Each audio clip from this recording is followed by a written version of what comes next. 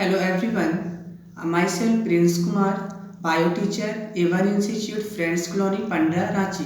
I have discussed about reproduction in animals and human, अर्थात जीवों में प्रजनन। रिप्रोडक्शन का इंट्रोडक्शन, रिप्रोडक्शन क्या होता है? तो reproduction the process by which living being give birth to young ones of their own kind maintain the continue their species is called reproduction। कहने का मतलब वह प्रक्रिया, वह प्रोसेस जिसके द्वारा जितने भी लिविंग ऑर्गेनिज्म है अपने ही जैसे वेराइटी या अपने ही जैसे बेबीज को जन्म देते हैं, देयर ऑन काइंड मतलब अपने ही जैसे बच्चे को जन्म देते हैं, उस प्रक्रिया को ही प्रजनन कहते हैं, रिप्रोडक्शन कहते हैं। अब है मोड ऑफ रिप्रोडक्शन। रिप्रोडक्शन के बहुत सारे तरीके हैं। सबसे पहले है there are different modes of reproduction.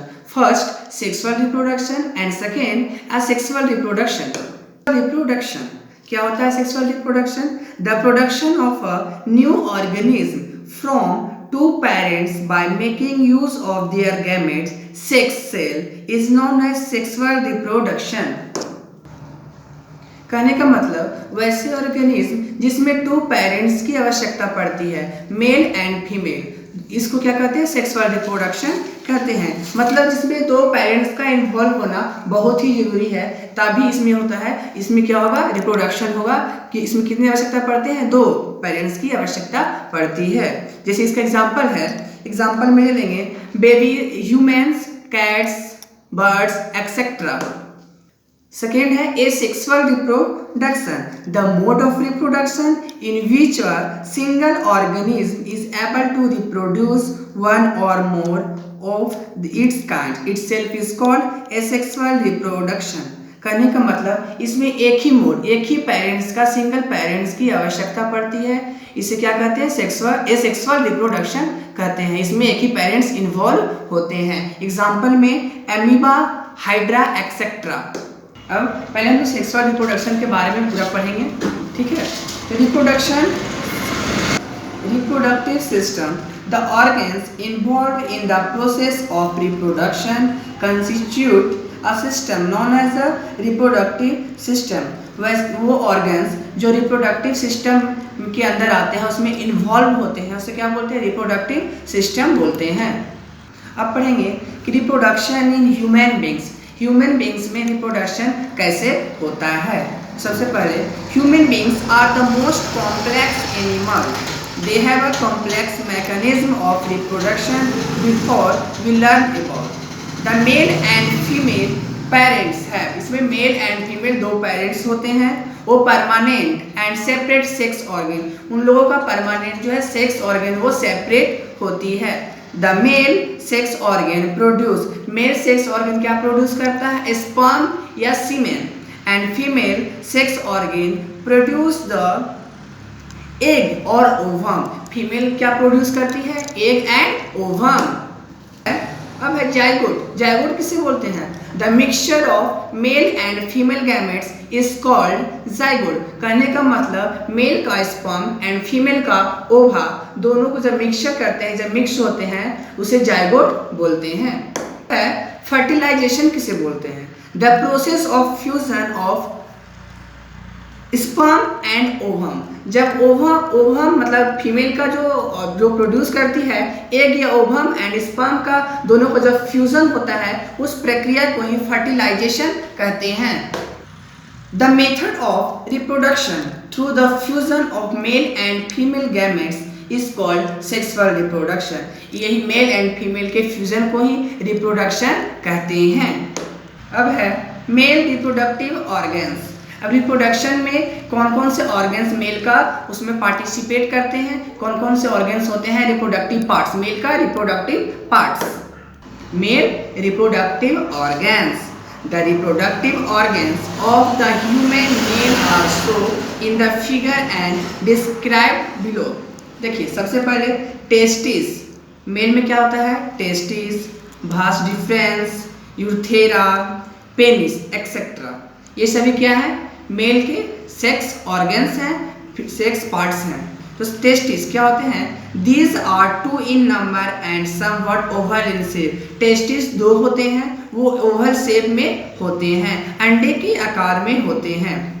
They lie within the स्क्रोटियम।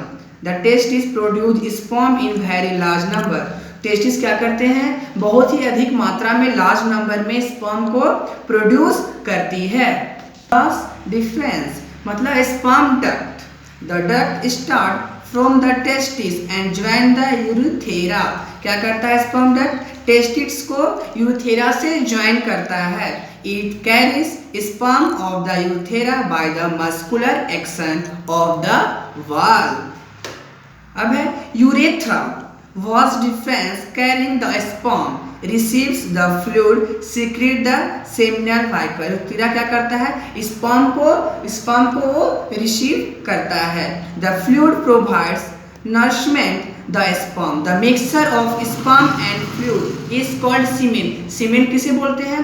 The mixture of sperms and fluid liquid के मिक्सचर को ही क्या बोलते हैं? सीमेन बोलते हैं।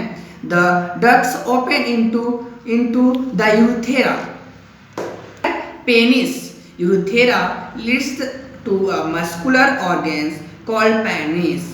It is erectile tissue and blood space which causes the significance of the penis। It is used the pass urine as well। इसमें urine penis का क्या आवश्यकता है? पेनिस के द्वारा यूरिन मतलब टॉयलेट को बाहर निकलता है। as well as delivery the male reproductive cell calls sperm into the vagina। ये क्या पेनिस के द्वारा क्या होता है? मेल के अंदर से जो स्पर्म है वो फीमेल के ओवरी में मतलब फैलोपियन ट्यूब में ओवरी में योनि मार्ग में प्रवेश करता है। यह रिप्रोडक्शन में बहुत ही अहम भूमिका निभाता है penis. Sexual maturity in human mails. Sexual maturity sexual का एज सेक्स करने का संबंध बनाने का एज क्या है? जिसमें हम लोग का स्पर्म सीक्रेट कब करता है? किस एज में स्पर्म सीक्रेट करता है? Males is attend around the age 14 to 15 years। A human male start producing sperm at this age। 14 से 15 इयर्स के लड़कों में स्पर्म सीक्रेट करने लगता है, स्पर्म प्रोड्यूस करने लगता है। Female reproductive organ। The female reproductive system, the reproductive organs of the human female are shown and described below। सबसे पहले ovaries। There are 2 ovaries which are situated in the abdominal cavity। These produce one mature ovum each after very 4 weeks। ये 4 weeks में क्या करते हैं? Mature हो जाते हैं। ये ओवम जो है वो पूरी तरह मैच्योर हो जाते हैं। अब सेकेंड है ओविडक्ट मतलब fallopian tube. It is a thin and coiled muscular tube. ये पतला क्या होता है? क्वाइल्ड मस्कुलर ट्यूब होता है। Which join the uterus and the ovary. ये किसको किसको ज्वाइन करता है? यूटेरस और ओवरी को ज्वाइन करता है। अब है यूटेरस क्या होता है? It is a broader muscular chamber which receives to the ovum and continues to the developing fetus। क्या करता है ये uterus?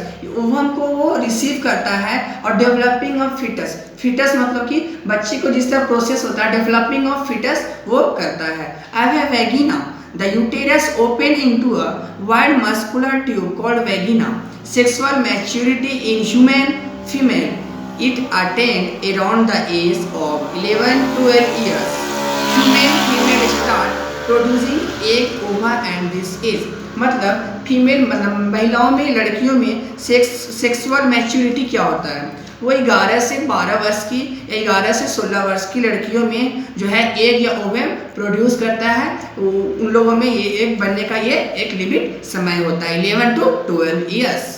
Fertilization in which fusion of male and female gametes take place inside the female body is called internal fertilization। मतलब जिसमें female body के अंदर मतलब शरीर के अंदर जो फ्यूजन होता है मेल एंड फीमेल गैमेट्स का उसे क्या बोलते हैं? इंटरनल फर्टिलाइजेशन कहते हैं। एग्जाम्पल में birds, reptiles and mammal such as cows, horse, dog, cats etcetera and human being. हम लोगों में भी इंटरनल फर्टिलाइजेशन होता है। अब है second external fertilization. The type of fertilization in which fusion of male and female gamete take place outside, मतलब वो बाहर होता है, उसे क्या बोलते हैं, जो बाहर फर्टिलाइजेशन होता है उसे एक्सटर्नल फर्टिलाइजेशन बोलते हैं। Example, fish, frog, toads and starfish क्या करते हैं, रिप्रोड्यूस क्या करते हैं, एक्सटर्नल फर्टिलाइजेशन को दर्शाते हैं। Development of embryo in the uterus, the zygote develop into a ball of cell.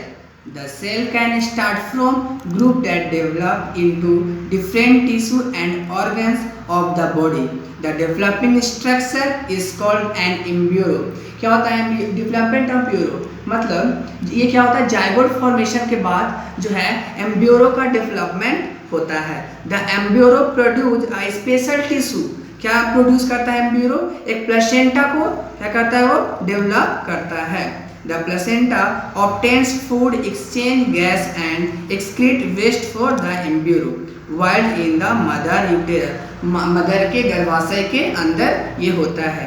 After about 8 weeks of fertilization, embryo develop body part। 8 weeks के बाद क्या होता है, अंदर में फर्टिलाइजेशन जब होता है एम्ब्रियो में तो उसका बॉडी डेवलप करने लगता है, बॉडी का पार्ट्स जो है वो डेवलप करने लगता है, such as legs, hand, head, eyes, ear etcetera. 8 week के बाद hand, legs, eyes, ears etcetera क्या करता है, वो डेवलप करता है। The stage of the embryo in which all the body parts can be identified is called foetus. पूरे parts का जब पहचान होगा उस समय को, उस अवधि को ही फिटस स्टेज कहते हैं, मतलब उसमें पूरे तरह से वो कंप्लीट हो जाता है, पूरे पार्ट्स की पहचान होने लगती है, उस प्रोसेस को ही फिटस कहते हैं। When the fetus is developed completely, the mother give birth to babies। जब पूरी तरह वो मैच्योर पूरी तरह से तैयार हो जाता है, फीटस स्टेज में पहुंच जाता है तो वो जन्म के लिए तैयार हो जाता है। अब है विविपेरियस एंड ओविपेरियस एनिमल, मतलब विविपेरियस एनिमल क्या होते हैं एंड ओविपेरियस एनिमल क्या होते हैं। आइए, those animal which give birth a young ones are called viviparous. कहने का मतलब कि वैसे ऑर्गेनिज्म, वैसे लिविंग ऑर्गेनिज्म जो डायरेक्टली यंग को, डायरेक्टली बेबी को जन्म देते हैं वो विविपेरियस एनिमल के अंदर आते हैं। एंड सेकेंड है एग्जाम्पल बता देते हैं हम लोग को, human beings, dogs, cat etcetera, ये सभी क्या करते हैं, डायरेक्ट यंग को, डायरेक्ट बच्चे को जन्म देते हैं। अब नेक्स्ट है ओविपेरियस। ओविपेरियस क्या होता है, those animal which lay eggs from which youngs one are hatched later on are called oviparous। वैसे ऑर्गेनिज्म जो एक को, अंडे को जन्म देते हैं, उस वह ऑर्गेनिज्म, सभी ऑर्गेनिज्म जो है ओविपेरियस कहलाते हैं, जो अंडे को जन्म देते हैं। एग्जाम्पल में ऑस्ट्रिच, स्नेक, फिश, हेन, ये सभी अंडे को जन्म देते हैं और ये सभी ओविपेरियस के अंदर आते हैं। तो आप लोग जान गए कि विविपेरियस क्या होता है। विविपेरियस डायरेक्टली यंग, मतलब बच्चे को जन्म देते हैं विविपेरियस, एंड ओविपेरियस अंडे को जन्म देते हैं। यंग वंस टू एडल्ट, मतलब यंग से, मतलब छोटे से एडल्ट फेज में कैसे पहुंचते हैं, छोटे से बड़े कैसे होते हैं, उसका भी एक साइकिल होता है। तो क्या है, the new individual which the born और हैच्ड फ्रॉम ए कंटिन्यू, जब एक का पूरी तरह से कंटिन्यू ग्रो होता है तो क्या करते हैं, बिकम, पूरी तरह से कंप्लीट होने के बाद, पूरी तरह से ग्रो होने के बाद हम लोग क्या करते हैं, एडल्ट फेज में जाते हैं। Namely hatched birds and young ones to mammals. जैसे बर्ड्स क्या करते हैं एंड मैमल्स जो हैं लुक सिमिलर देयर पेरेंट्स, दोनों में सेम होते हैं। पहले छोटा एक दिए, मान लीजिए एक है, एक से वो फूटा, फिर धीरे धीरे वो बड़ा होते गया, वो क्या है, यंग टू एडल्ट फेज, मतलब छोटे से बड़े होने का प्रोसेस। अब आते हैं एसेक्सुअल रिप्रोडक्शन। एसेक्सुअल रिप्रोडक्शन क्या होता है, अर्थात अलैंगिक जनन किसे कहते हैं। Asexual reproduction, in asexual reproduction only one individual producing offspring that genetically identically to itself। ऐसे ऑर्गेनिज्म जिसके अंदर वन ही इंडिविजुअल, वन ही पेरेंट्स की आवश्यकता पड़ती है, वह एसेक्सुअल रिप्रोडक्शन कहलाता है। एग्जाम्पल जिसमें बाइनरी फ्यूजन एंड बडिंग और बाइनरी फ्यूजन में एसेक्सुअल रिप्रोडक्शन होता है, अलैंगिक रिप्रोडक्शन होता है। इसमें केवल एक पेरेंट्स की आवश्यकता पड़ती है, इंडिविजुअल मतलब अपने आप में ही वो रिप्रोडक्शन करता है। अब है बाइनरी फिजन क्या होता है। देखिए, this is the simplest type of asexual reproduction and as seen a single cell organism such as amoeba and paramecium in binary fission। Amoeba और पैरामीशियम में बाइनरी फिजन होता है, एक से 2 बनते हैं, 2 से 4 बनते हैं, मतलब एक से टूटकर 2 से 4 अपना जनसंख्या बढ़ाते हैं। इसमें सेक्सुअल रिप्रोडक्शन का भूमिका नहीं होता, इसमें अपने आप वो चेंजिंग करते हैं, अपने आप प्रजाति को बढ़ाते हैं। अब है बडिंग। बडिंग का मतलब ये जैसे मान लीजिए एक ट्री है, इसके अंदर जो बड जो निकले हुए होते हैं उसको अगर काट दिया जाए तो वो अपना जनसंख्या खुद बढ़ा लेता है, ठीक है। वो किस में आते हैं, बडिंग। बडिंग का मतलब होता है कट, बड करना, यहाँ से कट कर न्यू ऑर्गेनिज्म में डेवलप होना, वो अपना प्रजाति को बढ़ाना, इसको क्या बोलते हैं, बडिंग कहते हैं। Reproduction in animals and humans अब लास्ट हो गया। अब इससे बहुत सारे क्वेश्चन भी आते हैं, जैसे what is reproduction, difference between zygote and foetus, internal fertilization क्या होता है, एक्सटर्नल फर्टिलाइजेशन क्या होता है, ऐसे बहुत सारे क्वेश्चन आते हैं। अब हमें उम्मीद है आप लोगों को यह वीडियो अच्छा लगा होगा। अच्छा लगा हो तो इसको सब्सक्राइब करें, लाइक करें, और अगर कुछ आप लोगों को पूछना हो तो कमेंट बॉक्स में लिखकर दे सकते हैं। धन्यवाद।